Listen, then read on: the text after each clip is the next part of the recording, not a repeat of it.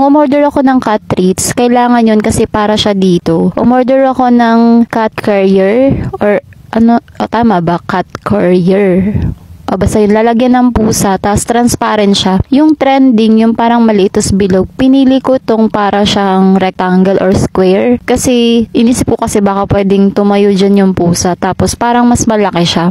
500 plus lang siya. Ayan. Hindi siya mahirap i-assemble, pa zipper lang. Ang cute. Una ko pala tong nabuksan bago yung cat treats. Tapos, ang binigay ko lang sa kanila para lumapit sila dito sa loob, yung cat food.